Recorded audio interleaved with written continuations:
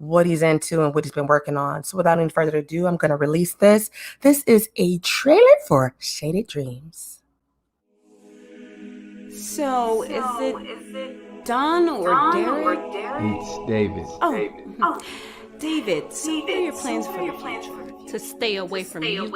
I have no clue what you're talking about. Of course you do. You see, behind that half-inch of makeup and that $10 weave and all that flesh in Silicon Valley, there's just another witch that's just ready to bust out. She's in her zone. No, I'm in your business. Dear Ethel, first Charlie, now Maxine, what has gotten into you? You can't let the devil use you like that. You're the first lady of the church. What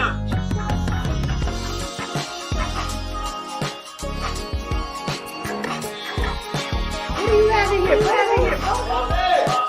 But you know, she and mama don't get along. You know how that is. It's supposed to be a welcome home kind of party, right? What the food is getting cold and the turkey legs sure look good. Thank you. I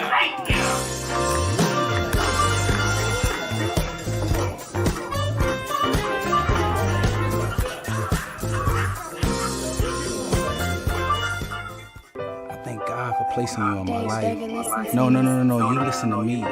Baby, you're so special to me. I just don't know what I would do without you. I think I'm falling in love. We gotta return the praise. Return the praise. Return the praise. Come on, lift those hands up again.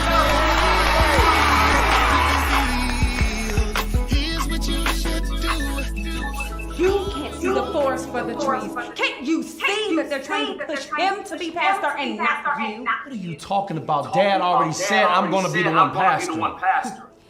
Only God keeps his promises, pastor. I'm just trying to do the right thing. Be a man to do the right thing. You know, church folks eat a lot of chicken, but God never said to be one. My husband will be the next pastor, and I will get what I deserve. That's what's wrong with you women. You sit around and you hope for your dreams to come. Baby girl, I make mine come true. Linda, why you doing this, baby? Turn around, put your hands behind your back like you're praying. You will never be first lady of Friendship Baptist Church as long as I'm alive. Well, we all gotta go sometime.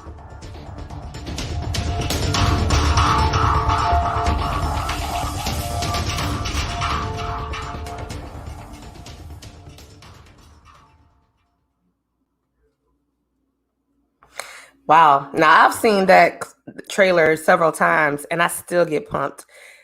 Very powerful. I mean, I'm sitting there like, and if you was over here on Instagram, because we're streaming live on Instagram and all the social media platforms we have, YouTube, LinkedIn, all that. But on Instagram, I know y'all was like, TT, why your face like that? Because I was just cringing.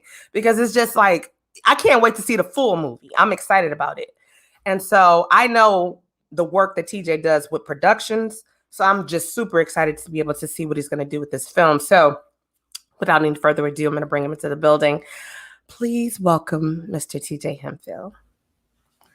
Well, hello, TT. How are you? I am well. How are you?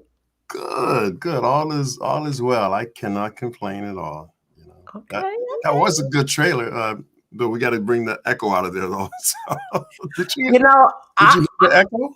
I didn't hear the echo. I think I was just caught up. I was caught up. So okay, it was sort of echoing on everybody else's end, but that's okay. Okay. That's all Well, right. I didn't know because I was like into the dialogue, into the actors. Listen, that's okay. But listen, let me just say this: you are an amazing host. Well, thank I mean, just your flow and your professionalism. I'm loving it already. Well, thank you. Look at you. Well, you know, I learned from the best, right? Well, maybe I taught you a few things. Nah, man. Let me tell you. Before we get into your interview, I always pay homage. If you check out any of my past interviews, and I've had people because a lot of people know who you are, of course. And when I work productions, people are always like, well, TT know her. She know her stuff, you know, and it's like if I put on these boots, I always wear these fatigue army boots. And so they say when I come, like, she got her boots on. I'm like, what? I'm like, and then I started getting into it. Like, I do tend to act different. And so they always tell me like, you know, like you a beast working, you know what you're doing when I do stage management, stuff like that.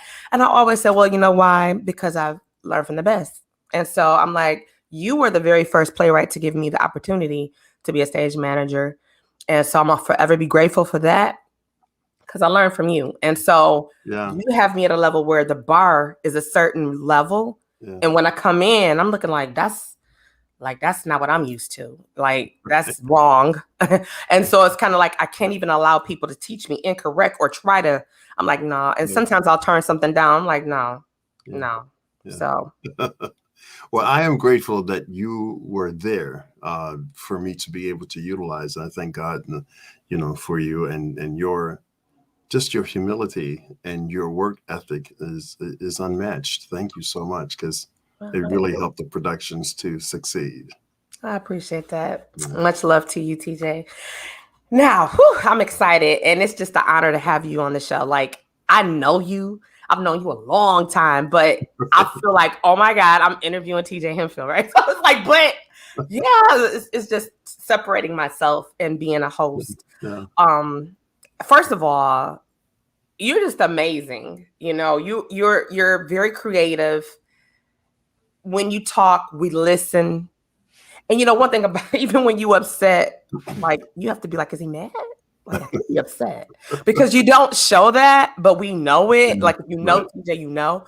But it's kind of like your professionalism spilled off onto people like myself. You know, people like Vitra. You know, yeah. So, okay. You know the late L.J. Colville, who was the guy that played the role of L.J., a big, burly, a thuggish guy in the play Perilous Times. Yeah, he used to always kid me, and because he said I always started my rants off with this phrase. Let me tell you something. And you do that. You know that facial thing you just did. Yeah. Now when I see that, I'm like, uh-oh. Yeah. That's funny. Wow. So it reminded me of LJ, who was, of course, a real fixture in Perilous Times. Yeah. Wow. You had a lot of amazing people through Perilous Times. Yeah, you know, the list is incredible. It is like like John Amos. Yes. I remember John said, TJ, he said, this is the only gospel play I'll do. It was so funny because we watched John, and at every rehearsal, he sat in the corner and he just cried at certain scenes and whatever. He was so touched and moved. And he invited me down to his place to hang out with him for a weekend. And he lived on a boat, but it wasn't an ordinary boat. It was like a pirate ship. I kid you not. It was like a pirate ship. And we hung out on that pirate ship. Yeah. Wow. And we sailed. He lived in the Lord, California area. And we sailed to a remote island. And John and I just laid on the beach, you know, two black guys laying on the beach with nobody else around, looking up at the sun, you know, an amazing story. Wow. John from Good Times. Yeah. And that's phenomenal because I can only imagine the conversations y'all had, you know, two amazing, like that was everybody daddy back in the day, right? Like you were scared of him too. He got that built, like you was scared of him. Yeah.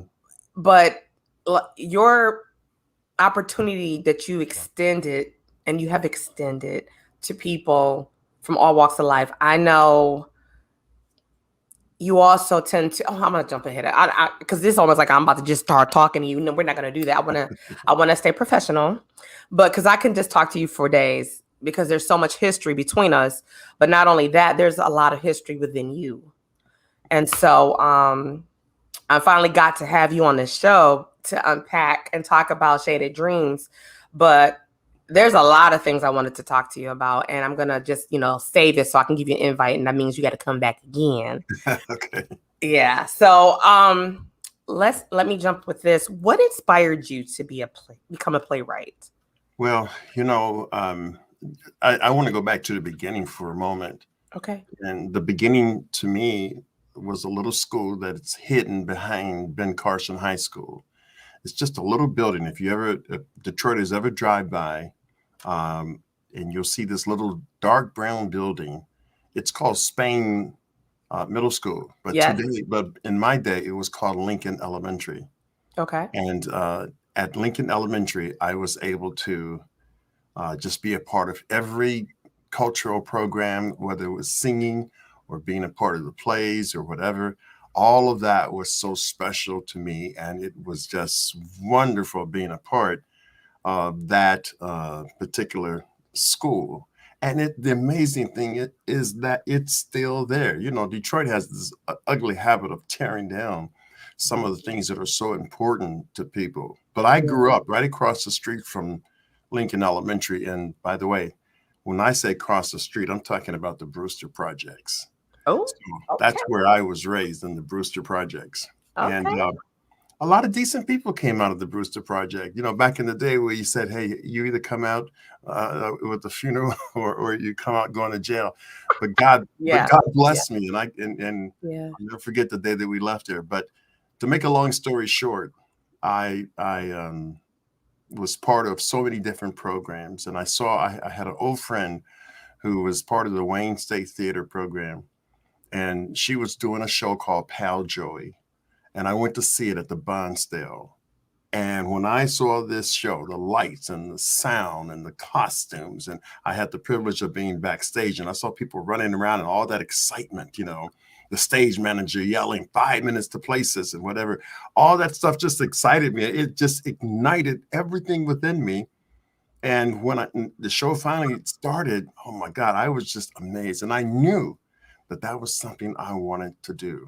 And I got my chance teaching at an elementary school, Stevens Elementary. And when we lost our music funding, the music teacher was no longer there. And so I felt so sorry for the kids. And I decided to take up the slack. And we did a play. We did the Christmas Carol. And it had no music. So I wrote some music for it. The kids were so excited, you know, and we did 10 shows that year. Normally we do only 2, but we did 10 that particular year. And it was amazing. And then I just took that to the church and started doing small plays and whatever. And, you know, it just became a part of me. It just became my life, my pattern. And Perilous Times was born right there in the church. And I'll never forget my friend. I tell this story. It's just a little short story, but we were trying to figure out a name for the stories. I had a group of people, and my good buddy, who was my brother-in-law at the time, Harvey Banks, he said, why don't we just call it Perilous Times? And I looked at Harvey and something just clicked. And I said, that's it, man. We'll call it Perilous Times. Wow. And so I take no credit for the name. Harvey Banks named that show. And the show just took off, and God just blessed it every year. He blessed it and blessed it. And then writing the music for it was just an amazing experience. I remember when I wrote "Oh What Love," and you know that song. Oh, I love that song. Oh, tearjerker every time. Yeah, but I wrote that song at 3:00 in the morning, and I cried all the way through that song. And that same spirit is in that song. It's difficult to see that play when it comes to that particular scene and not find yourself emotionally drained. It's tremendous. But all of that inspired me. There's so many different pieces that inspired me to begin to write plays. And I found out that I had a little niche for doing it. I'm not the best, I'm not the worst, but I just do whatever God gives me. You're one of the greatest. Like I love your humility. I appreciate it. I really do. But, you know, I could say this, and, you know, I know you probably won't. Just like everybody seems to, or a lot of people seem to want to be a rapper or a singer, a lot of people want to be a production writer. They want to write productions. And so I love to support people, but it's not, and that's going to take me to my next question, but it's kind of like all right, you get tired of going and seeing the same plot, just a different writer, different actors sometimes, because sometimes in the industry, not only locally in Detroit, we tend to have a small circle of people and we utilize them over and over because they're phenomenal. Not that there's a shortage on talent, but when you know, you know. And so Like, for instance, I'm going to digress and I'm going to come back. I was happy to see my brother from another paw, right? In Shaded Dreams. And what's so funny is that I can't remember the year. It had to be like maybe 2006, maybe 5. Vitra's in the building. She had some comments she made. So Vitra could tell me best what the year, maybe. Vitra, me, Swift, we drove down to Atlanta to audition for Tyler Perry. And so we met Paul Dean and Courtney Benjamin in that line. Okay. And we stood in that line for 12 hours. Wow. And we're just like, we were buying each other snacks. We didn't even know. Me, Vitra, and Swift, we were together. And we just like, oh, you from Detroit? Oh, you from Detroit? Okay. And so we connected, exchanged numbers, and the rest is history. Like, it's amazing how God connects people. And I always say your gift will make room for you. Yeah. And like-minded, you circle yourself around like-minded people, then you tend to grow. And so what you bring, what you've brought, you've opened the door for so many of us. I know for me, I can always give my roses, whether you're present or you're not. I don't need you. And it's not like well, let me say this so TJ knows. No, I say it when you're here, when you're not here, doesn't matter, because I know my truth. And working with you is always great because you always learn something. I don't care if I do the same thing over and over. And I've done several of your productions with you. I've learned something every time, different, whether it was terminology or it was something, and it was an action and I'm just, it increases my value as a creator. But when I go off and see other people's productions, unfortunately, I do raise them towards your productions. And I'm like, no, that was a waste of my money. Wish I could get my money back. Like, no, or like that's not developed. Or I remember there was a production, and we're going to jump back in. A major playwright, right? Everybody knows this particular playwright had a production here. And we were, we went to go, we were excited about it. And a scene came and they were supposed to be handing some dishes or something like that. And there was a make-believe wall, right? And they just walked through the wall. I said, I told Swift, I said, that was me. TJ would have killed me. Like the people, the stagehands handed it. I'm like, that's a wall. Like that was a whole wall, and I'm like, okay. So I picked it. Unfortunately, I'll also pick apart things, right? Because I can't help it. I see it from behind. I see it from the front. So that's your fault. I blame you. I blame you. Well, let me just say this. The whole idea, everything that you're saying is so important. But here's what I learned, and I try to share this with students. Every show that you see, you're going to learn something from that show. Whether at the end of the day, whether or not the show is good or bad, you learn things that you want to do, and you learn things that you shouldn't do. So for me, I kind of got past, just looking at a show and say, wow, that was terrible. No, what I had to learn was that's not what I want to do. I can see where that caused a problem here or there. And taking those mental notes and sticking to the details, that's what really counts, and making sure that audiences see something that's special. Now you hit on something earlier too, same old. Well, I also tell students, look, there's not a story that you can tell that hasn't been told before, but there's a way that you can tell it that nobody else told it, that same story. So the idea of creativity is to try to discover what makes my story special. It's the same story that somebody else had, but what makes it special? Perilous Times, a story about the passion of the Christ, a story about a young man from a dysfunctional family. We've seen stories like that, but what makes it special? So that's the challenge that every playwright or screenwriter has. How do I make this different? And how do I make this work in a way that people feel like, wow, that was an experience? And that's the thing that I always want to tap into. I've worked with so many beautiful actors. in the past, as you mentioned some of the stars. But listen, I can name the stars all day, but I want to tell you, we have people right here in Detroit that also shape the outcomes of movies. I have I can start with my family, for example, like my daughter Amber. Yes, man, she's a tremendous actress. I can think of my friend Ed Gaines, who's in this movie. Ed Gaines is the kind of guy who he just continues to learn, and he gets better and better. And I want people to come and see him. Paul Dean, remarkable. Shantes, all these people are here, and I get the pleasure and the honor to direct them.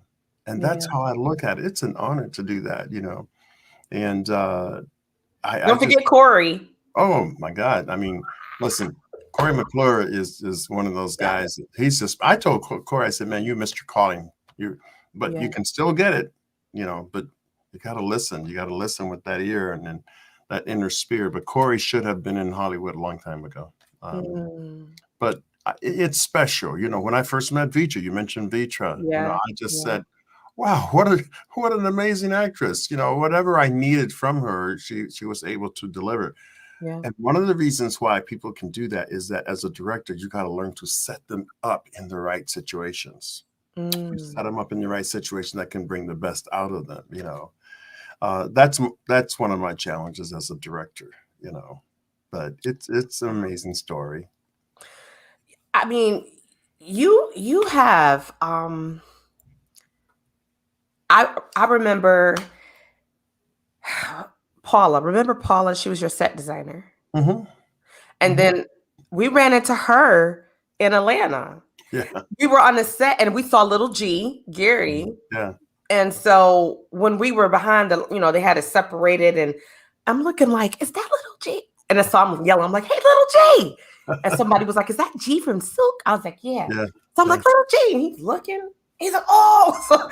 And then I was trying to go over to security, like, whoa, whoa, whoa. He's like, no, she's okay. So he's like, what are you doing here? I was like, we're auditioning. And so he's like, oh, okay, cool. I said, you in this? He was like, mm-hmm. I was like, okay. Yeah. So then when we finally got inside, I looked, because Paula has the most beautiful eyes. And I was looking like, that lady looked familiar to me. Yeah. And I was looking. And so I don't want to embarrass myself. So you know how you'll say something and you'll say, hey, TJ.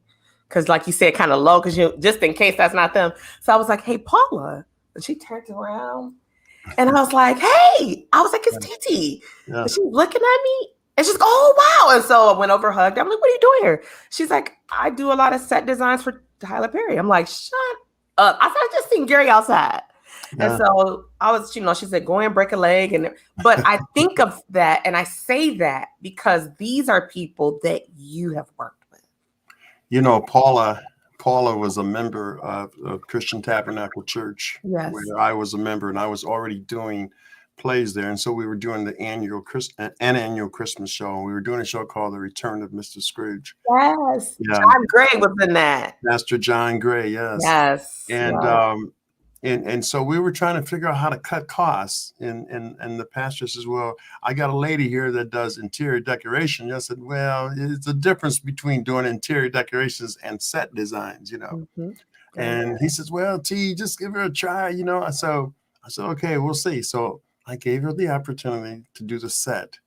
And Paula worked and worked and worked. And all I can tell you is that it was the most amazing set. Yeah. For that particular show, The Return of Mr. Scrooge. And that jump-started her career. And Keith Jackson, who is probably the foremost set designer here in Detroit, mm-hmm. Keith came over and he saw the set.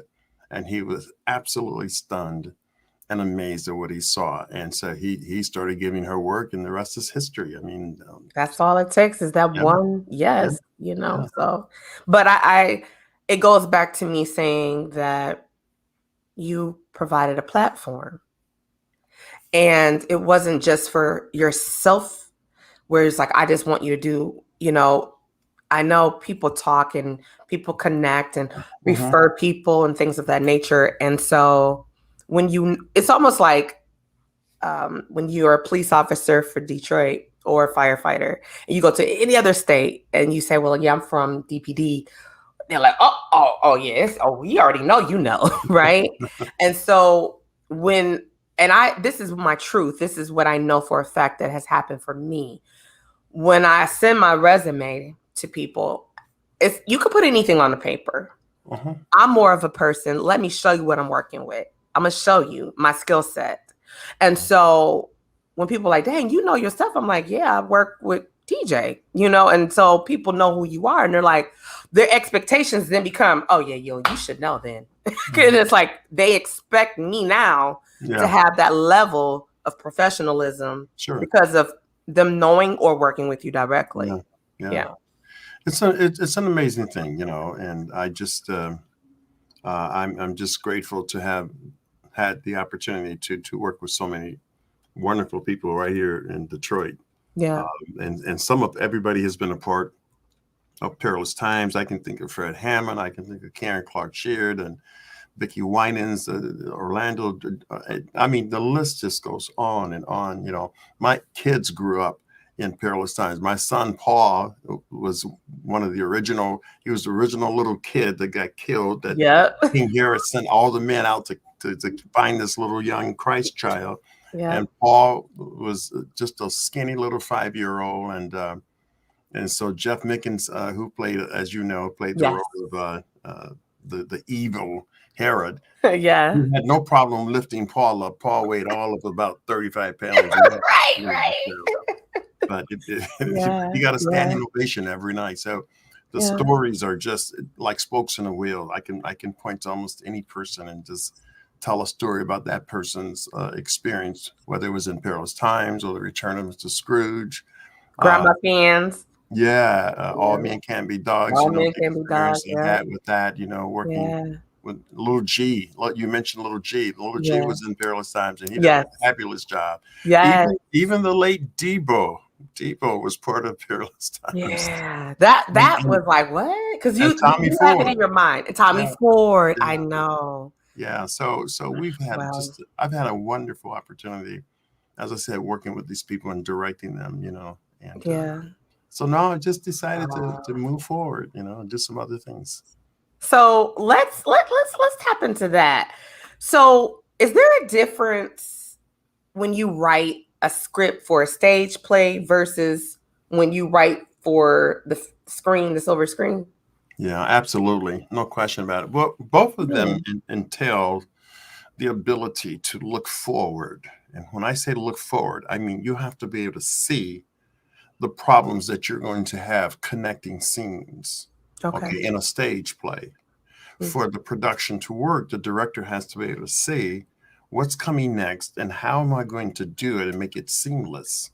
How does it fit? That's why sometimes audiences will say, that didn't work. That sort of thing. You'll hear people say. You have to also know when you are putting people asleep. Yes. And I'm reminded of a little story. I was in Philadelphia doing Perilous Times, and everywhere we went, Perilous Times, we had a lot of standing ovations, and people would, after the show was over, in the lobby, and people would just pat you on the back. Can I get your autograph and all that sort of stuff? Yeah.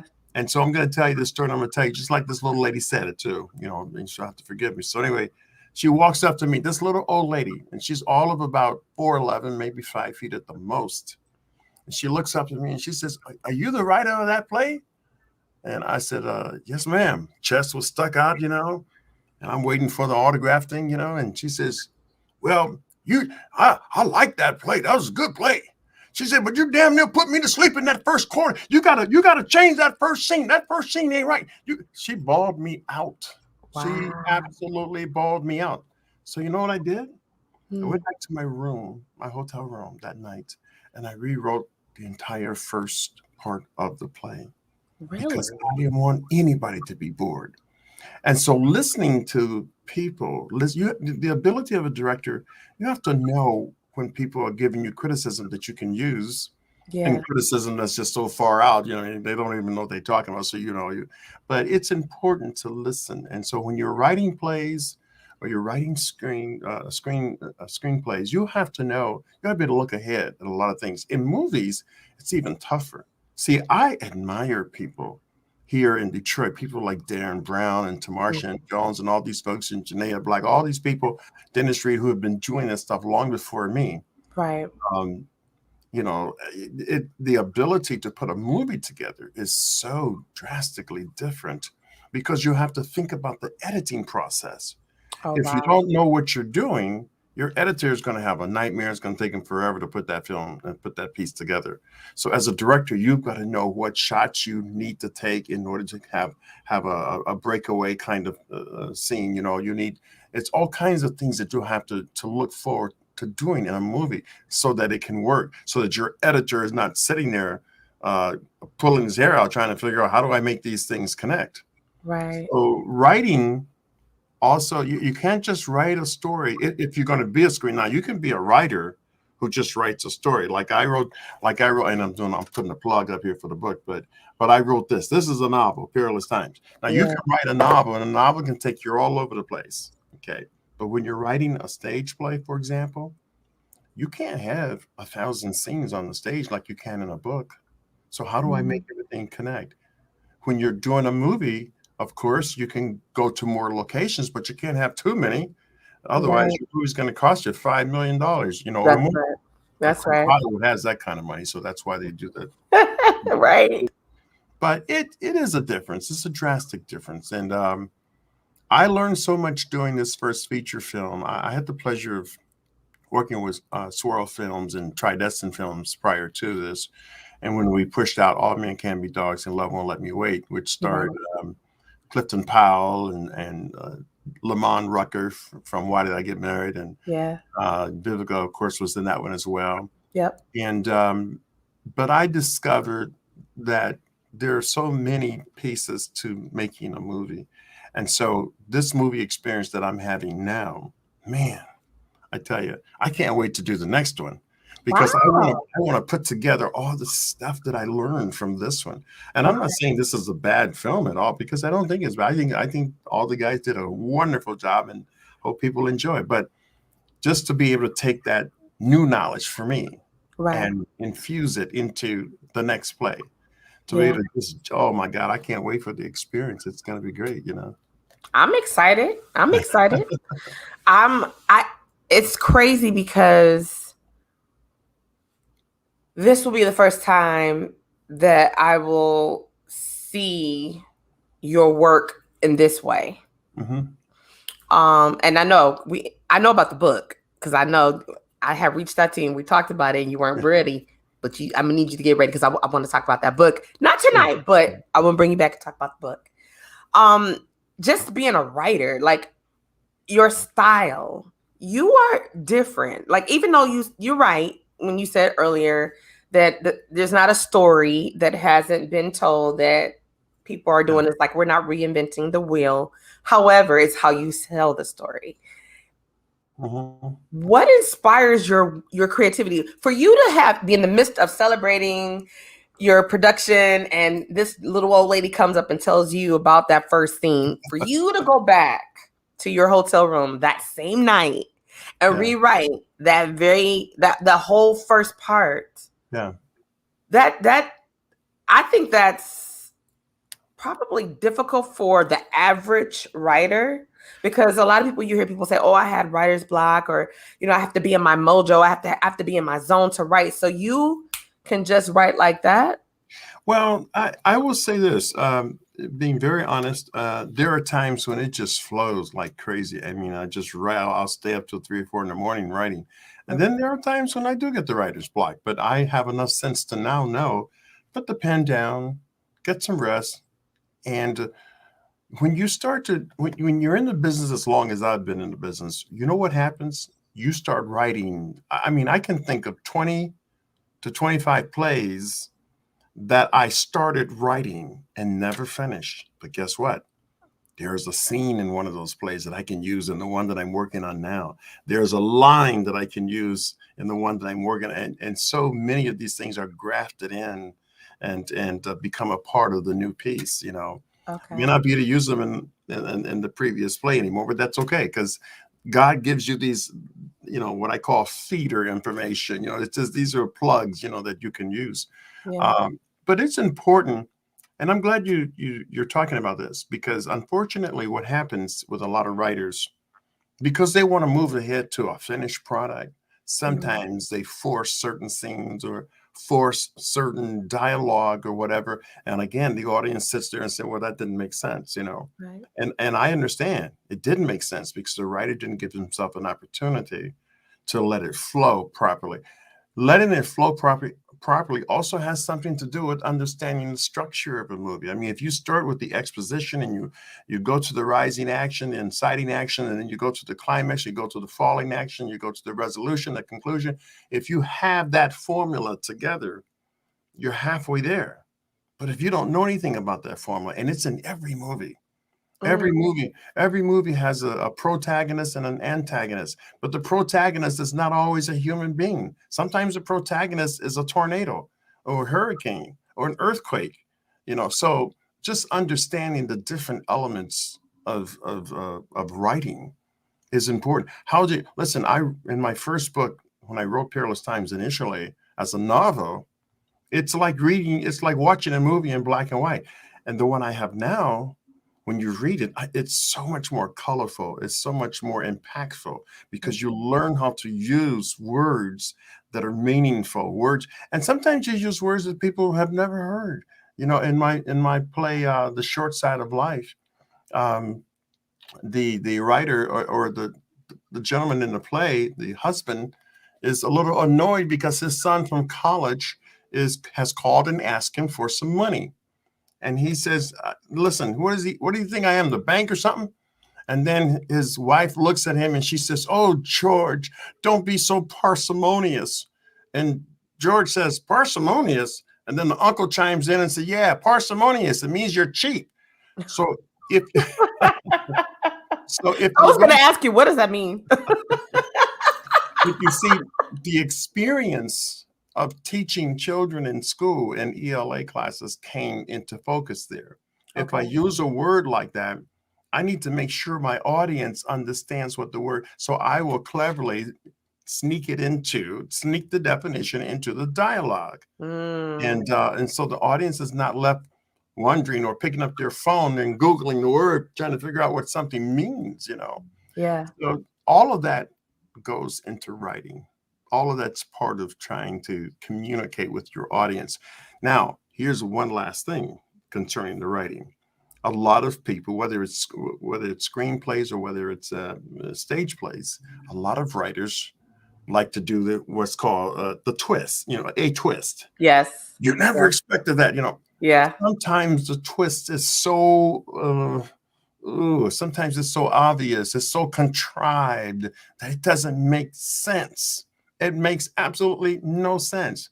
And so you got to be careful that in trying to produce a twist, you got to be careful that you don't put something in there that, again, makes no sense. It can be a surprise, but the surprise has to make sense. You need to be able to look back at the elements of the story and say, oh, that's why they did that, and that's why this happened. So all of that is the fun part of writing. And by the way, if you're going to be a writer, it better be fun to you, because if it's not fun, it becomes work. And if it's work, you guess what do we like to do with work? Get finished as soon as we can. Yeah, right. So I want people, and I see a little note on there. Somebody said, that's LaTwana Kelly. She says, where can I buy tickets to see the movie? Yes. Should I put that plug in now? Or yes, please. Okay, yes. Well, you can buy them at Eventbrite. Just go to eventbrite.com. and you can pick up a couple of tickets, or there is a number somewhere on one of the flyers that you can call as well.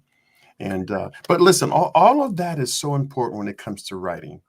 And for me, I love writing. Now, I will tell you, when the writing becomes work, that's when I put it down and I go to the golf course and I beat the heck out of a ball. Now, my friend Ed, he's a great golfer. My friend Ed, he's a great golfer. Me, I'm an average golfer. So, I'll tear the ball up. I throw my clubs in the water or whatever. Wow. But I get all that frustration out, And then I'm glad to get back home and start writing again. There it is. We got to have some type of outlet. So I get that. Now, one thing that I can think of, I used to love, and people, there's so many different techniques. I've heard you give to actors, singers, and the pronunciation of the words, the exercises, the lips, teeth, tip of the tongue, things like that. It was like when I would hear things like that, and I've not always heard it on other people's productions, but when I would hear it or read, I'm about to get tongue twisted now. Red leather, yellow leather. Yeah. Oh my God. So it'd be like, we would say it like, oh my God. And so, but it really broadened the way we spoke. And so, like, when I hear you and I listen to you talk, some people might say, you from the Brewster Project. I'm like, you were from the Brewster? No, he couldn't be from the Brewster. It's like, yeah. And so what you just gave when you said that a little while ago was confirmation. And I like to remind people that you are not your environment. You are not necessarily a product of where you come from. Yet your roots are strong. Like, but you determine and you can dictate where you go, how you want to be, who you want to be. Sure. You never know where life is going to lead you. You have to try to be prepared, though. I found myself one day in Egypt, in the bottom of a pyramid, the largest pyramid, and I'm staring at the walls, the hieroglyphics on the walls and whatever. And the thought occurred to me, wow, this is a long way from the Brewster Projects, So you never know where life is going to lead you, and you need to be prepared. And that's what I tell people all the time. If you're going to do stage plays, for example, learn the business part of it. Learn what makes it work. Learn the difference between the apron and a baton. If these things are foreign to you, you're going to walk into a theater, and the first thing that's going to happen, the technical director is going to perceive that you really don't know theater. And so many of them, unfortunately, won't treat you so nice. There are some that do, and thank God there are a few, but some don't. They take advantage of you, and sometimes it gets a little bit annoying. So it's important to understand. You can't just know stage left, stage right. You got to know more than that. If you got to know the difference between a proscenium stage and a thrust stage and all of this. There are so many different elements of that. And movies, it's even more. It's even more with movies. I mean, if you don't know what a gaffer is, it's so many things you have to learn, but learn them you must. Listen, how in the world am I going to bake a cake if I don't know the difference between pepper and salt? Okay? That's right. That's right. I mean, you have to know the difference between things and what they stand for and what they are and what they're used for and how to use it and when to use it. All that's very important. So coming from the Brewster Project, man, that was such a blessing. Listen, let me tell you something, TT. We did not know that listen, as I'm talking about kids, okay? We didn't know how poor we was. We thought white people were just like figures on the TV screen. And then when we went to school, those same figures were in front of us. We saw them with clean fingernails and a little apple on the desk, and dressed real neat. And sometimes we were like still dirty from the day before. Yeah.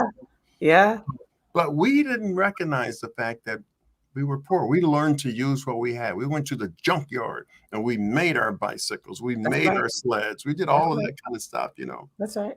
Yeah. You know what's funny with that you say that? And I learned this a couple years ago is that we prove through our childhood experiences a lot of times we don't learn until we get a little older that we're resilient. Yeah. And so when I was a child, I remember our neighbors had a slip and slide.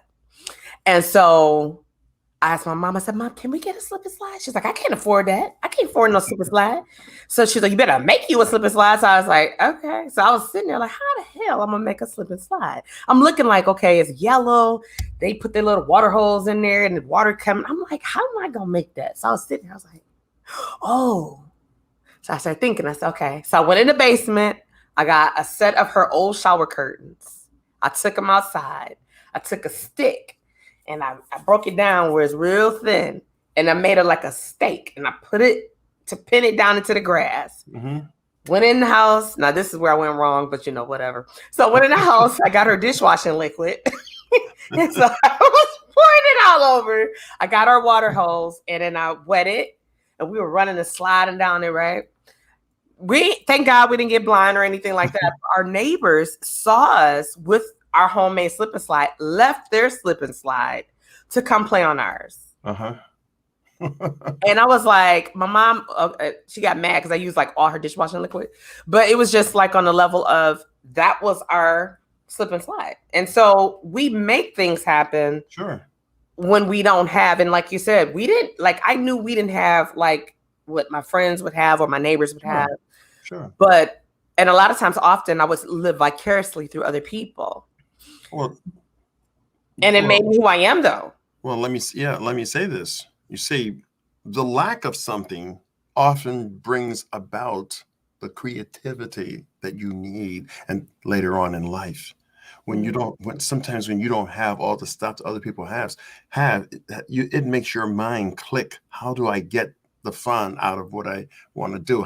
So you create. That's creativity being born in you, which you later can use. That's why sometimes we just call it soul, just understanding the soul, and so I'm grateful for all those experiences, in the Brewster projects, and not having as much as other kids. I look back at it and when I was a kid, that was one of the happiest times of my life, and yet we were poor as poor can be, but we were creating everything. I mean, we built forts, we did all kinds of stuff, and now I can use all of that. Was a foundation for me being able to write a play, write a screenplay, and knowing what people want to see, and knowing what's going to make people laugh, what's going to make them emotional, or whatever the case is. I want people to have a good time, whether it's emotional, whether it's funny, whatever. And you've got to know how to do it tastefully. There's a way. For example, we see some comedy, we may say, is kind of buffoonery. Yeah. Whereas you can take another comedic piece in its buffoonery, but you see the professionalism in it, and so you don't think buffoonery. So understanding the difference between the two becomes very important. What makes a song a classic, as opposed to something you hear today and gone tomorrow?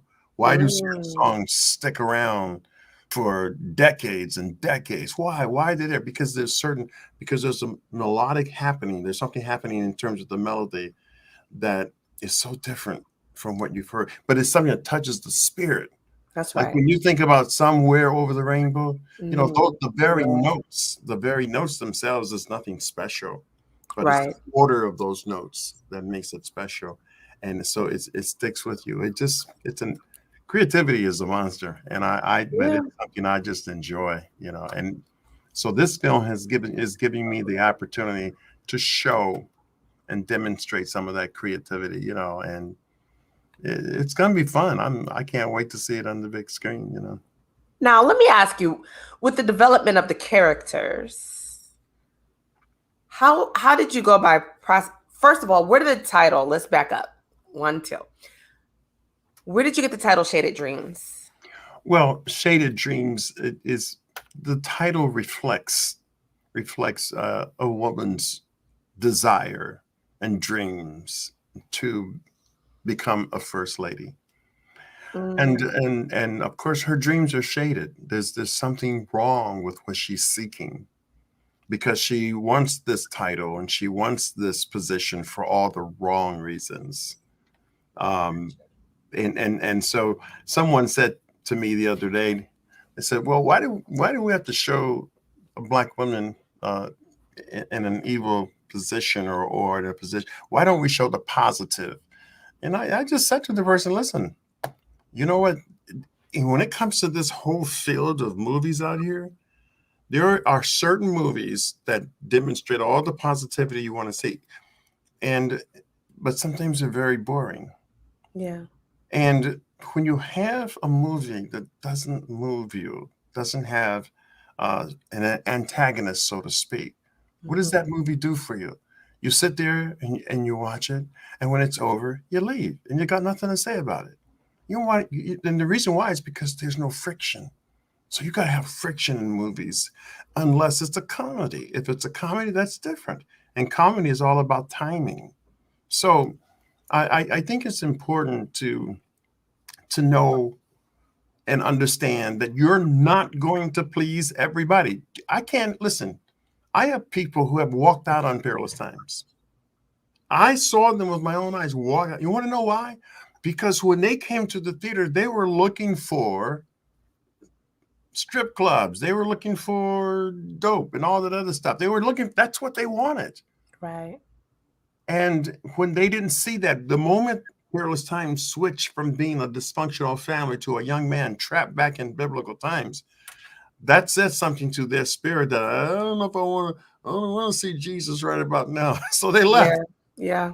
And other people say, so you're not going to please everyone. This is but just know this: the people that are supposed to see your movie and supposed to enjoy, they will. There's something for everybody out there, you know. I mean, there are pieces that I would never watch because they just don't move me. I got enough sense to know that there are some folks who are watching that's being very moved. right. So I don't let that bother me. And I think as a playwright and as a screenwriter, you can't worry about that. You just got to do what God gives you to do and do it well. You know, that's in the words of Esther Gordy, the late Esther Gordy. She said, TJ, she says, just do what you do and do it well, you know, and promote it. And she was so right, you know. Yeah. So I've had the pleasure of working with her. And I've had the pleasure of working with so many people, even one of the executive producers on this show, Christen Keys, you know, we've had a long history. We had a couple of twin boys together. Yes. And that was years ago, you know, but she's actually part of this production. See, listen, we didn't make it as a couple. Right. You know, we were married for 10 years. We didn't make it as a couple. But guess what? Because you don't make it as a couple doesn't mean you have to just tear up the friendship. We're still friends today. So we still talk. We still talk about things. We have 2 boys together who are doing very well in Hollywood and working in the top companies, you know. Yeah. And so you have to learn to take what you have and make the most out of it. Mm-hmm. Don't always put somebody in the box and, you know, close the box and nail up. Now, some people do need, you know, to be put in a box and nailed up, like Vladimir Putin, for example. Oh, not to make fun of that, but listen. No, I know. God will deal with him. He will accordingly too. Yeah, accordingly too. But I'll tell you, this whole industry is so important, and I just believe that we all have an integral part to play in it, even if we're just a movie goer. Yeah. A movie goer goes to a movie, he sees something he really likes, it touches his heart. What does he do? He goes out and tells somebody else about it, and then they benefit by the fact that he went, you know. So that's what I try to do. I try to put something in the movies that everybody can enjoy to some extent. And so far it's worked. It's worked beautifully, you know. And then there's the business side of things. You know, I was just thinking of my friend Sherry Ross. She her name popped up on the screen. Yeah. I love her. Yeah. There she goes. She said, congratulations. Yes. Sherry Ross is an awesome person. And been in the entertainment field as a lawyer and attorney legal matters. And man, if I had her brain, oh my God, I'd probably be where Tyler is today. You know, she's phenomenal. She's phenomenal. She's my sister from church. And that's how we connected. Her and her husband are amazing people. Yeah. When you said something that sparked the question, you've done so much here. You've brought in so many amazing people. You work with so many amazing people here because there's a lot of great talent, as you said, here, without a doubt. Why didn't you ever pick up and go to California, New York, Chicago, Atlanta? Why didn't you do that? You know, that's a question that has, I don't want to say plagued me, but it's a question that's been in my mind for so many years. I am so, and sometimes I'm disappointed with myself because I'm so rooted in this city.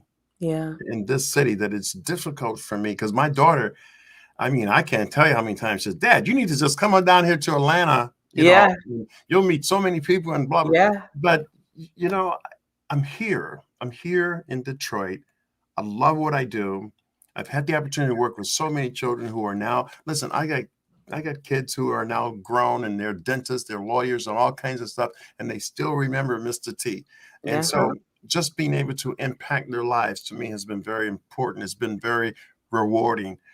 Everybody wants to make a lot of money for sure, but what is money without value, without the heart, without knowing, without waking up in the morning and just appreciating a great sunrise, and so I'm stuck here in a sense. Now, what I am going to do though, and Sherry says, don't leave the D.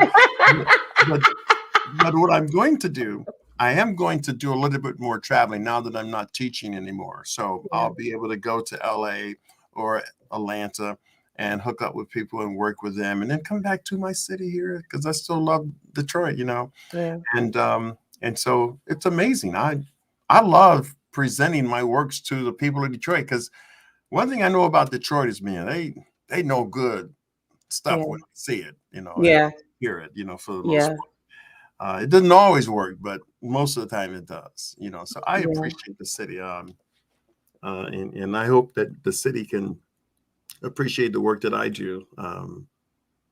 We still have a long way to go. We still have a long way to go, and I just want to be a part of it, a small part. There's so many great people out there. I think of my friend Angela Barrel and others, who have been doing such fantastic work for so long. And it's time, and she's got a movie coming out in May. Well, I can't wait to see it. I know it's going to be top notch because there's hardly anything she does that's not top notch. You know how that, But there's a lot of great things happening in Detroit, and you don't want to leave at a time when the Renaissance is occurring. You make the Renaissance happen, and you be a part of it, and you enjoy the fruit of it. So I would say that we'll get the just due. I've been itching to get to Atlanta myself. Christina and Courtney they relocated to Atlanta. Oh, I didn't know that. Okay. They relocated down there, and K-Ron, she's down there. She's doing her thing. K-Ron, the president's wife in the Oval. K-Ron and I, she was in one of my shows, and we had a chance to work together, and I called her and talked with her after she became a big star, and she was still K-Ron, bless her, and but she's doing well. Yes, she is. We stay in touch too. She's very, and what I love about her is that she just remains grounded. Sometimes you meet people and we know people that you could be you could be a post office worker today, and then you get that call, and then you're doing something, and then all of a sudden you forget everybody. There you go. That part. Now, what I'm not going to say is that you owe us anything, but what I will say is that you remember, the grind. You remember your skill set, where you sharpened your iron, because iron sharpens iron, things of that nature. But I'm like, well, you know what? I'm ready to uplift. But I think Swift is like, you know what? We can go back and forth maybe, but he's not ready to let go of Detroit either right now. And so I'm like, okay, it's all good, because you can go back and forth, and we got family and friends down there. So if you got to go work on a project or something, you could do that. Yeah. But you're right. The city, you see the potential. The potential's always been there. Yeah. It's just now everybody else is starting to see the potential. Sure. There are layers of progressiveness. There are people that's right underneath you that's ready to step where you were, and it's your job, and I'll say it's my job, to help pull them along. Whether it's a Sheila Fan who's doing For the Love of Money, and she's been pounding the theater market for a while. Support her, whether it's the person, I can think of a few other people who are doing some projects right now that's never gotten, in a sense, their just due. We got to reach down there and grab those people and pull them up to where we've been, even as we continue to rise. I think of Dave Talbert. I remember when Talbert was just a name, he was doing fairly well, and we talked, we met, we chatted, we became friends, and Dave moved to California, and the rest is history. I mean, that piece that he did this past Christmas, or was it Christmas before last? I'm trying to think of the name of the piece, but it's a tremendous piece, and baggage claim and all that stuff that he did. He's a rising star, but he's able to pull other people up to where he was, keep pulling us up, Now, when you get to that place where you can't pull anybody else up, and you're not worried about pulling anybody else, you don't try. I think that's a dangerous spot to be in. I think that's a position that I never want to be in. I don't want to get so big where I can't help other people. That's right. Get to where they're going, where I can't help other people realize their dreams. It's important to me, and like they took away the incentives for. That's what Ron just said. Yeah. Yeah, Ron just said that. But I think it's going to come back. I think those incentives are going to come back, and it's going to open some doors. I think so too. Thanks, I've been Ron. hearing Jingle was yeah. I've been hearing chatter that they're trying to bring it back, because I mean, you see it, and it's kind of like, if you don't bring it back, then people will take what they have and go elsewhere. Sure, absolutely. And so why lose when you can gain? And I love the way you put that. It seems like it's just another level of paying it forward. Yeah. And for somebody like me, it always amazes me when someone asks, can they shadow me? And I'm like, huh? Me? Sure.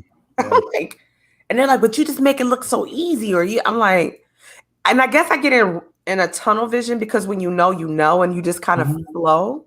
Mm-hmm. But it always makes me happy when someone, or exciting, I should say, it makes me excited when somebody asks me that. I'm like, heck yeah, you can, because I know that I'm passing down what was given to me from people like you and the Vanessa Lynn's and the Rosalind Chenaughts and people like that. I get the skill set given to me. I take it, I run with it. Then you got people, whether they're younger, same age, or older. If you want to learn, I'm here for it. Because I know this for a fact. No matter how much you teach a person, you can give them the recipe, the remedy. You can walk them through it. They'll never do it like TJ. They'll never do it like Teresa. But they'll do it. And you could be able to say, oh, you must have learned from so-and-so. Because I see that work ethic, or I see a pattern, or I see your style. And so I think the reason why God keeps continuously blessing you abundantly in different facets is because you constantly open the door for people.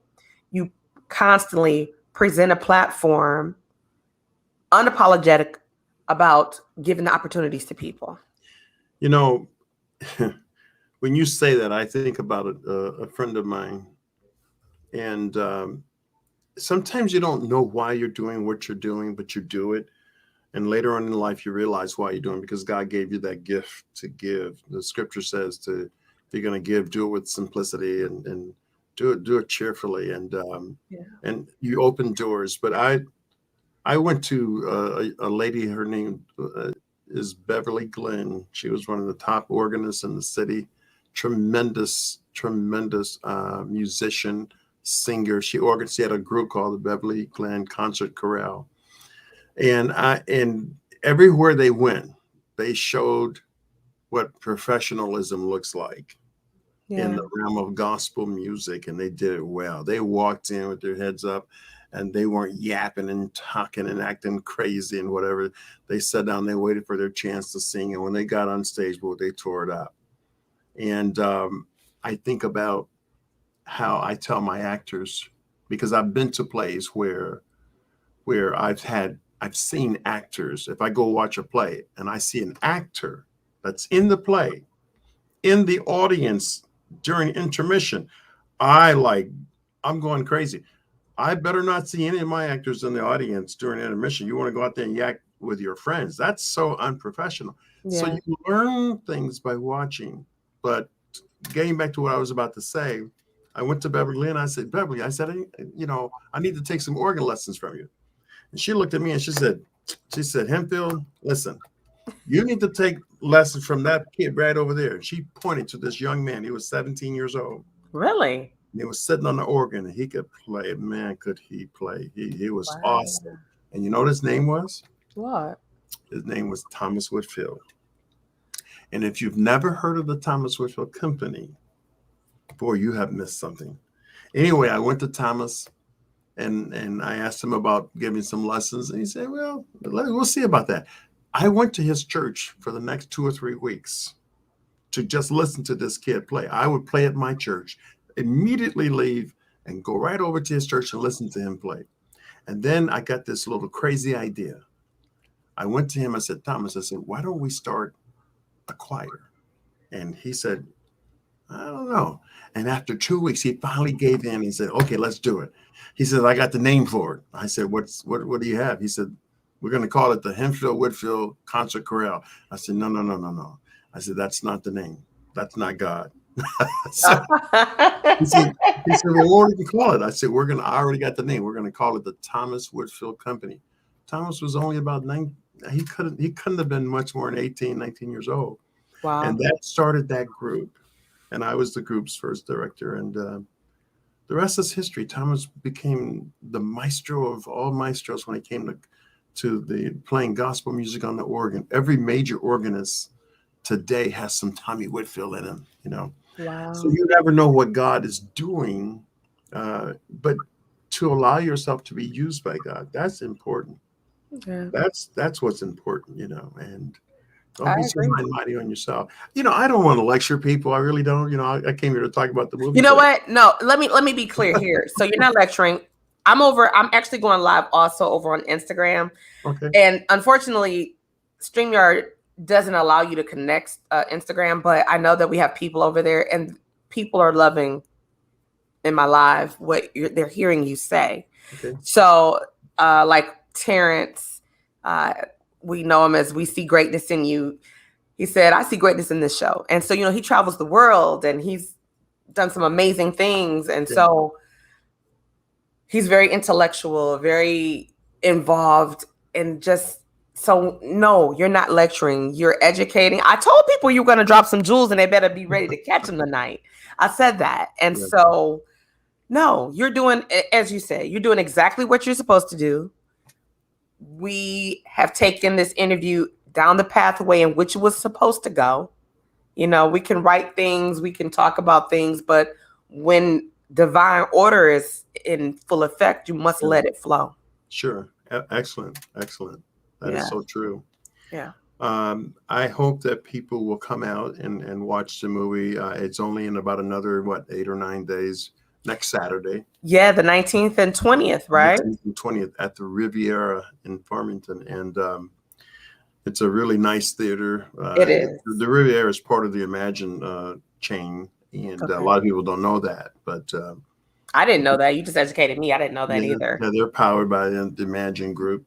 Okay. And the seats are really nice. And just to be able to see that, my movie on the big screen is going to be very exciting. I'll be just like a kid in there, so I'll be watching it. And I just hope people come out and enjoy it. You know, the tickets are not expensive. It's only $30. Somebody says, why are the tickets so high? I said, high? $30? And I said, well, it's a premiere. It's the first time it's being played. That's how premieres go. But you know what? I've watched people stand in line and at the Fox Theater or at the Masonic and pay out nearly $100 for a ticket to hear a rapper cuss and bring in every sexual innuendo that you can think of. And if you want to buy a couple of tickets, it'll cost you $100. Now, I'm not coming against that particular vehicle. I mean, people go, they do what they want to do, but $30 and you just spent $200 watching, you know, I'll let you decide, you know, what's good for you. The one thing that I believe in terms of, somebody said, well, TJ, are you always going to do these kind of movies? Yes, for the most part. When I'm saying these kind of movies, I'm talking about movies that you can go to, you can enjoy. You don't have to worry about being embarrassed because certain things are happening. And I'm not coming against any playwright or any screenwriter. It's for, this is just what God has given me. That's right. And I have to do what God has given me to do. And That's right. And I tell everybody else, you do what God's given you, and we'll all be happy. We'll make it work. So I can't wait to see it. And some of the people, listen, Hartford Baptist. Let me just say this: Hartford Baptist. The church scenes were shot at Hartford Baptist, and I just want to give a shout out to Pastor Adams for allowing us to come in there and use the sanctuary. But boy, it's a beautiful scene that you'll see in terms of the church scene, and a lot of their members are part of the movie. And so, awesome. Yeah, so a shout out to Deborah Bolton and her crew, and she's phenomenal. Deborah's phenomenal. You've worked with her for a long time. Oh yeah. So many people that I want to give credit to, but I start naming names, I'll forget somebody. Oh yeah, for sure. Because that's just like when I was trying to just reference some of the people you've worked with. Well, the list is long, and it's like, and so it's like you just ramble off a couple, like just tune in later. But I do, if this is okay with you, I do want to. Let's see what Sherry said. Cherie said $30 is nothing, especially when you are watching a movie that promotes spiritual uplifting and values. Come on, Cherie. Yeah. Well, we know Cherie gonna be in the building. So I would like to play the trailer again, because we do have some people who just kind of came in, and people are pushing in and out. It's Tuesday. A lot of people Bible study. I get that. But if it's okay with you, TJ, before we go, I would like to play the trailer. You might want to check I don't know if you need to turn your sound down or what, so you don't get the echo. But. Let me see. Okay, I think I have an idea. Hopefully this will work. Okay, so ladies and gentlemen, this is the trailer by TJ Hemphill for Shaded Dreams. I'm going to put this up there, and I'm going to see. I think I have my mic open. I think that might have been it. Yeah. So this is an amazing clip. And I do have one question after we're done seeing this trailer that I want to ask you about your team, your cast here. All right. So here we go. Shaded Dreams. So is it Don or Derek? It's David. Oh, David. So what are your plans for the future? To stay away from you. I have no clue what you're talking about. Of course you do. You see, behind that half-inch of makeup and that $10 weave and all that flesh in Silicon Valley, there's just another witch that's just ready to bust out. She's in her zone. No, I'm in your business. My dear Ethel, first Charlie, now Maxine, what has gotten into you? You can't let the devil use you like that. You're the first lady of the church.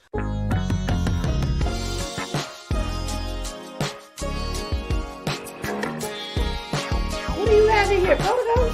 But she and Mama don't really get along. You know how that is. It's supposed to be a welcome home kind of party, right? What the food is getting cold, and them turkey legs sure look good. Thank you.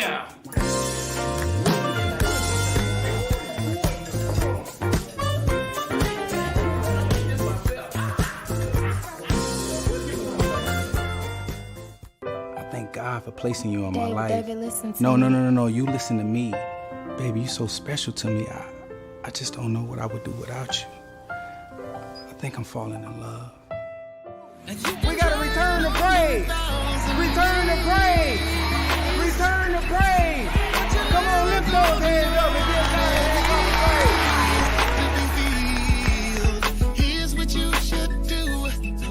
You can't see the forest for the trees. Can't you see that they're trying to push him to be pastor and not you? What are you talking about? Dad already said I'm gonna be the one pastoring. Only God keeps his promises, pastor. Son, I'm just trying to do the right thing. Then be a man to do the right thing! I know church folks eat a lot of chicken, but God never said to be one. My husband will be the next pastor, and I will get what I deserve. That's what's wrong with you women. You sit around and you hope for your dreams to come. Baby girl, I make mine come true. Linda, how you doing this, baby? Turn around, put your hands.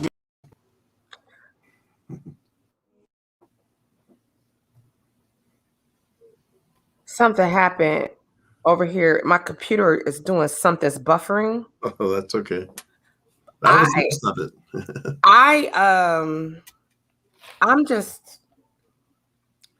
I'm waiting to I want to make sure like we're there, but I'm just like, it has my curiosity peaked. Yeah. Right. The characters, like, there are, we talked about speechless. there are definitely values in the movie. As Sherry was talking about values. Yes, the antagonist might be Nix, who plays a phenomenal role. She's a great actress, and but you'll see the values of family and brothers and whatever. All that comes out in the movie. So those are the things that I need to make sure always happens in my films. Right. Is that there's value there, And you wanted to ask about a couple of the characters? Yes. So with the characters, are these based off of real characters? Like, is this storyline based off of a real situation? No, it's based off. It's not so much based off a particular real situation, but it's meant to demonstrate that we can easily take the things of God sometimes and get them twisted. And so we have to make sure that we don't go down that road, because I'm sure that there are many people, unfortunately, around in the country who are in there for all the wrong reasons, Yeah.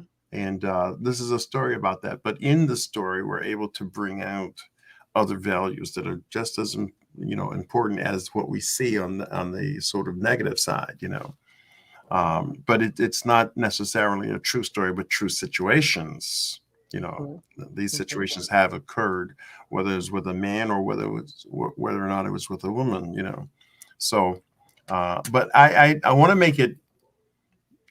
It's interesting because everybody has a role to play, and their roles come out. I think the character development is pretty decent, and so there's a few surprises here and there. But I'll let them see the movie and see it for themselves, I wanted to know, so with your characters, was there someone that surprised you? Like, you were totally surprised, like you knew, like I know you select your characters, but was there somebody that just kind of made you say, wow, like you took it over and beyond what I thought, or took something, a role, and you actually might have tweaked it because of the way he or she was bringing it? Well, I love what everybody did. I'll be very honest with you, I love what everybody did, but I was really, really surprised at two people in particular. The others I had worked with before, and I knew what they could bring to the table. But Maria, who was the young lady you saw that Shantez was saying, I'm in love with you. Whatever. Yeah. I was so happy that in terms of what I got out of her, she was just tremendous. In the film, and did it excellent. And by the way, that was her debut. I had two people that they're debuting, and both of them surprised me like crazy. And here's the ironic thing. My son Paul is responsible for both of them being in the film. Really? Because he's friends with Maria, and he said, "Dad, I want you to try this girl out. I don't know if I think she can do the part." I said, "Okay, well, I'll audition her and see." And sure enough, she got the part. Okay. The other person in the film, which you didn't see much in the trailer, is my granddaughter, little Blake Jackson. And when you see Blake Jackson, she just turned 6 years old. Wow. But boy, when I tell you this young lady has her lines down pat, and she stares right in the actor's face, just come and see what Blake does to your heart. That's all I can say. She is, I tell you, this girl is going to be so dynamic as she gets older. It's just going to be tremendous what she brings to the table. Awesome. Yeah, so remember that name, Blake Jackson, my little Blake Jackson. Y'all heard it over there and over here and everywhere. You heard that. Now, how can you? Oh, I'm sorry. Go Don't forget what you're going to say, because I'm going to forget this if I don't mention it. Okay. Paul, who is the father of Blake, also is responsible for 4 or 5 of the songs that's in the movie. So Yeah, that's something people He's all up in probably. there. Yeah, people. I wonder if people know that Paul writes and stuff. Yeah, I don't know. All your kids are very talented. Yeah, they are. Yeah. I'm so happy for them. But listen, I didn't want you to forget your thought. No, I'm not. I'm not. No, I'm not gonna forget. So I want to know one fun fact that people don't know about TJ. One fun fact that people don't know about TJ. Yeah. Fun fact. Yes. People might not know that I was a star on the track team at Wayne State University and a star on the basketball team. I knew about the basketball. I didn't know about the track. Okay, but people also might not know that I used to be the arena organist for the Detroit Pistons. I used to tease my kids. I said, I played 4 years for the Pistons. I said, really? You played for the Pistons? I said, yes. But I played the organ. My heart was listen, I wanted to be out on the court because I went to school on a basketball scholarship, thank God. But I wanted to be on the court playing, and I thought I was better than a couple of them. But I did get to play for the Pistons for 4 years. I played the organ. I was the arena organist. Did you ever get to work with John Mason? I never got to work with him. He and I are very good friends, but Okay. But I never really worked with him. Okay. He awesome brother, awesome brother. Yes. Yeah. Yes. So I would like for you to remind our listeners and our viewers, because we have people that can't see, but they're over in Instagram world as well. Okay. How can people purchase the tickets? Okay. The location of the venue for the premiere and the date. Okay, so the date of the premiere is March 19th through the 20th. Those 2 days, 19th and the 20th. Now there are two shows on the 19th, one at 3 p.m. and one at 7. Okay. And then there's a show on Sunday at 6 p.m. So they can get their tickets at Eventbrite. And I'm looking right now for there's a phone number that's actually attached to the flyer, and they can call, and I'll give them the number if you got a pencil handy, people. 313-432-8585. I'll give that again. That's 313-432-8585. So if you need information, you can call that number, or just go to eventbrite.com and type in Shaded Dreams. You can see the trailer again, and you can buy your ticket right there with Eventbrite. Okay. I'm definitely going to add that contact information in once we wrap our interview up. I'll put it in the body of that so people can know that. There was a question from Ron Ledford. He said, any advice for upcoming screenwriters? Yeah, learn the business. Learn the business of screenwriting. Learn the business of it. You see, whatever you have in your heart as to write, that's going to be there. So I would always encourage people to learn that. They don't call it show business for no reason. It's called show business. So you learn the business because you can be so, listen, I wrote 2 pieces, All Men Can Be Dogs and Love Won't Let Me Wait, both of which you can get right now on Amazon. But listen, when I signed that little contract, and they paid me a little money up front, and I was supposed to get a percentage on the back end. They never paid me a dime on the back end. That thing's been selling for years now. Wow. Take care of the business. Take care of the business part of it. But as far as screenwriting is concerned, write your heart. Write what's in your heart. And if it makes sense, then you're very fortunate. If it doesn't, keep writing, because at some point it will make sense. And don't worry if you can't get to the end of something, start writing another piece. You'll be surprised how you'll be able to take different segments from different things that you wrote and make it become one. My next piece I'm gonna is oh my God, I can't even, I'd love to give it away, but I'm gonna keep it for right now. It's gonna be phenomenal. I was just getting ready to say, okay, so TJ, what's next up that we can be looking forward to? Well, we're going to go to work on it real soon. Not only that, but I also have, that's for a movie. And I also have my daughter's involved with, I don't know if you're familiar with Country Wayne? Yes. Okay. Well, my daughter's now doing episodes on his platform. And yeah, she's vastly becoming one of the main people in that piece. Okay. Okay. And so I am trying to update my antiquated self. I'm from the antediluvian era, and for those of you that have studied, you know what that means. That means that's way back in Noah's time. In any event, the generation of today they get bored real quick, and that's why you see these little real quick clips and whatever. So I'm doing a series. I'm going to be doing a series, and I'm announcing it right now. You parents that have very intelligent young kids between the ages of 5 and 8. Okay. You have kids between the ages of 5 and 8, and they can even be 9, but they need to be short. They need to be short. They can't be a tall 9. And the reason I say that is because the title of the show is The Short Side of Life. And you're going to see these little shorties, man. I'm telling you, when you see this, you're going to be amazed. You're going to be amazed. Oh, wow. You're going to be amazed. Yeah. You're going to tell. I don't want to give the whole thing away because before I know it, somebody else will start writing it. Oh, yeah, because that happens. Yeah, we ain't going to go there. That's a whole nother thing. Yeah. Now, I wanted to, before we go, I said this like 45 times ago. Vitra said, I'll be there, and I'd like to sponsor 6 tickets for anyone that may be in need to receive the message from this movie. Come on, V. Wow. Yay. V. Yeah. Love her. That girl's got a heart to go, man. Yes. That's a blessing. So y'all heard that right here. So how would we do that?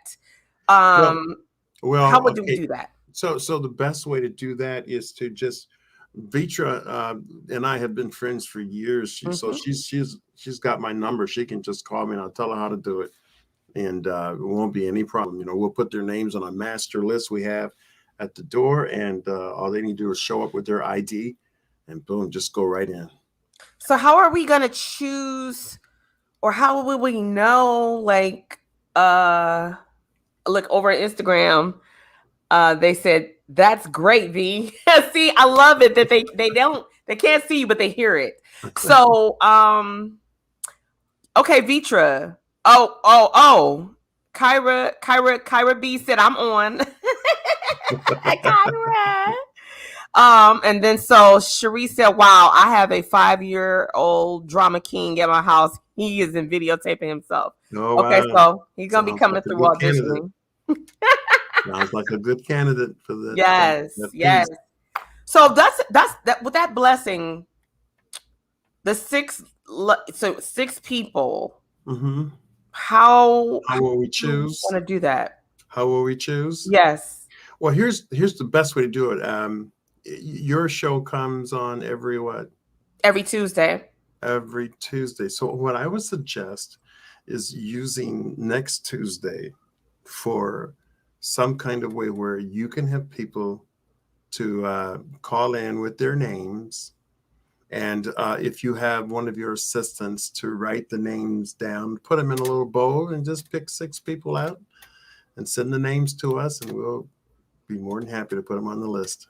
Awesome. Okay, that's what we'll do. And this is what I'm gonna do. So for people that are listening, because I'm very aware that there's people listening on LinkedIn and YouTube and on the other social media platforms, Instagram, you guys can email me if you would like to be one of the lucky winners to be blessed by Vitra to go and see Shaded Dreams, TJ's film that's coming out on the 19th and 20th. There's 2 shows.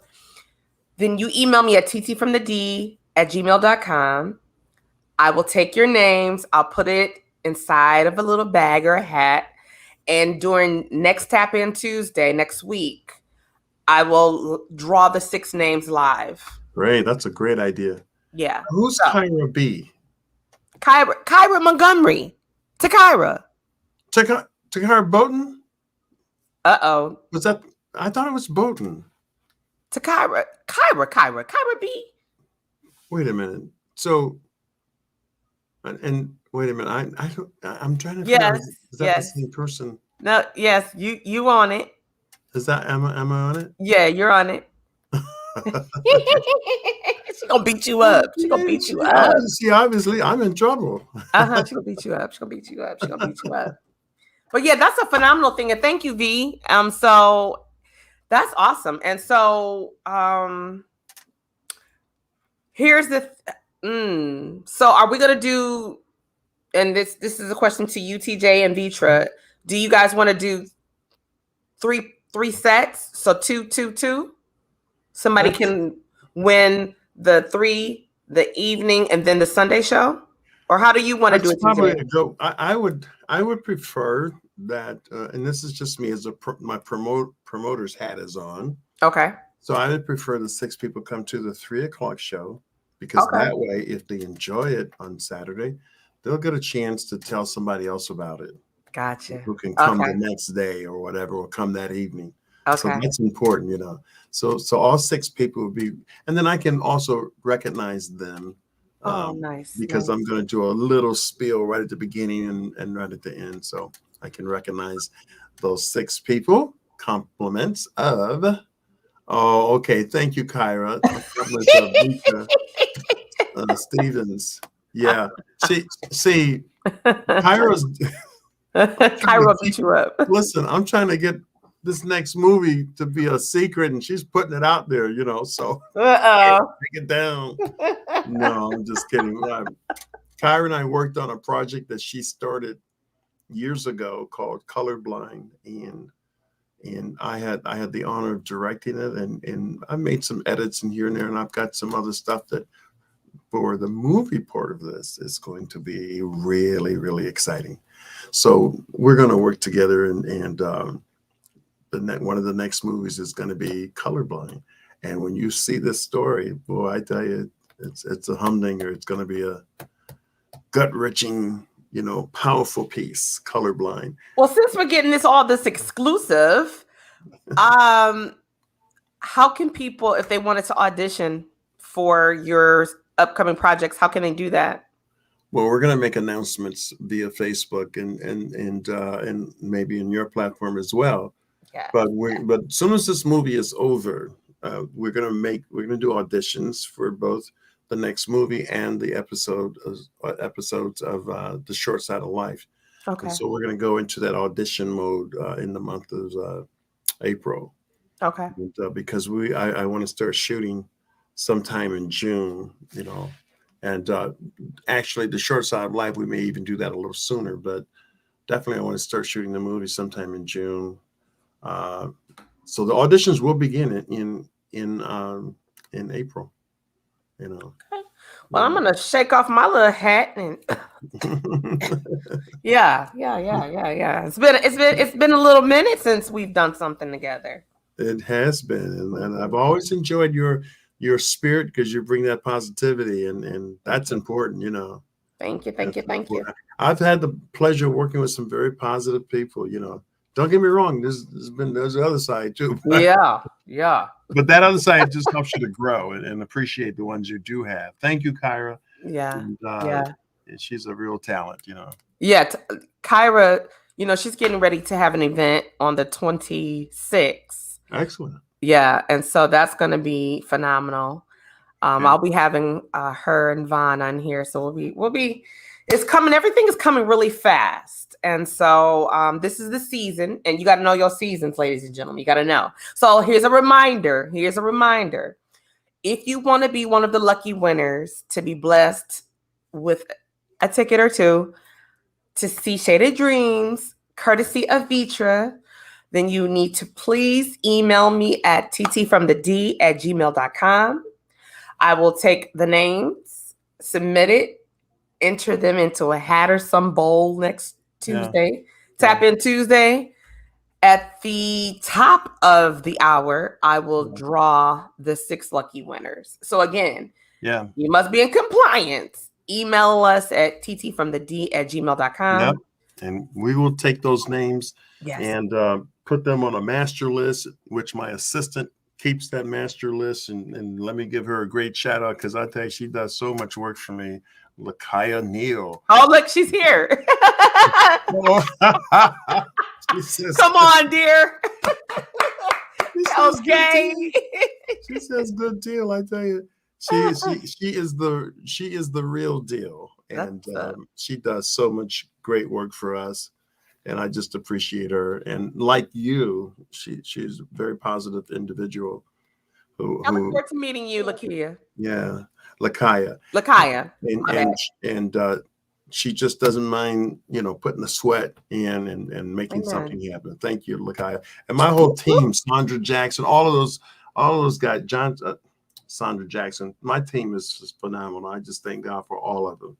And I can't name them all right now, but boy, I tell you, I've been blessed with some good people. Good people. Amen. Amen. Okay. Well, it's been my honor. It's been my pleasure. And I'm looking forward. Yes, in person, Queen. I will. Yes. I look forward to that. It's always an honor, TJ, to work with you, of course, but this is the first time in this setting to be able to interview you. I did steal you longer than I should have. We ran over.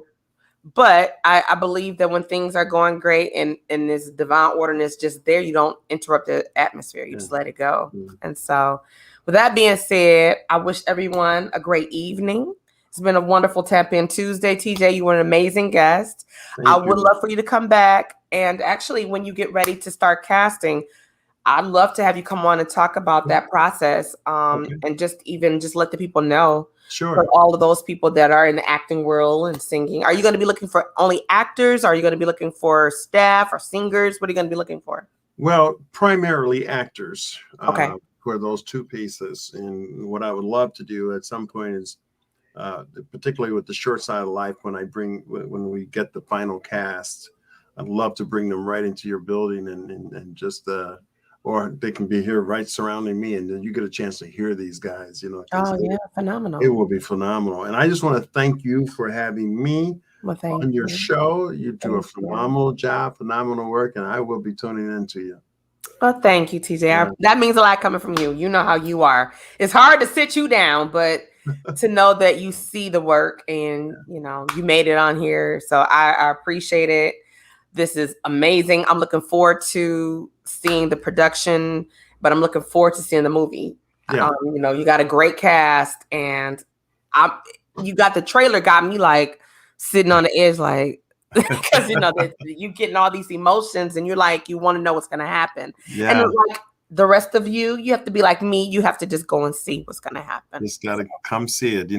Come see Ed Gaines, Denise Fagans, Shantez Prince, Nix McCarty, Paul Dean, Blake Jackson, Maria Williams. All these people are in the show, and they just do a phenomenal job. I want you to see these Detroit actors. Awesome. So don't forget, ladies and gentlemen, wherever you are, social media platforms, because there's several streaming right now, log on, shoot me an email that, hey, I would love to be one of the lucky winners. Email ttfromthed@gmail.com. We will pick the 6 lucky people next Tuesday for Tap In Tuesday at 9 p.m. All right, TJ, I love you, my friend. I will see you soon. Thank you, everybody, for tuning in and supporting us. And don't forget, support TJ Hemphill's outstanding, I'm predicting it's outstanding movie, Shaded Dreams. Thank you. You're welcome. Have a great night. Bye-bye. Bye-bye. Well, ladies and gentlemen, I thank you, ladies and gentlemen, from the bottom of my heart. I know we held you over. We kidnapped you for a little bit longer, but I wanted you to grab all the jewels that TJ was dropping tonight. Over there in the Instagram world, you guys are phenomenal for staying in over there. Some of you might have scurried on over and caught it over here, but you could also go back and look at it on YouTube. You can look at it on LinkedIn. You can go back, it'll be dropping on Facebook in a few minutes. It'll upload. It'll be ready for you to see. It was a phenomenal interview. I learned a lot about a lot of different things and a lot of different people. But remember, here's this last piece. If you want to win tickets to see Shaded Dreams on the 19th, which is very soon, you must email me at ttfromthed@gmail.com.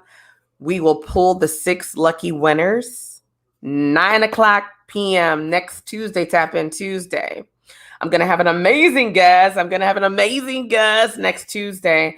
I will tell you who it is. I'm going to tell you. It's going to be Rocky Harris from Rocky's Reality. Yes, the queen will be in the building next Tuesday. So tap in for Tap In Tuesday. She's amazing, super dope. And I'm also going to be on her show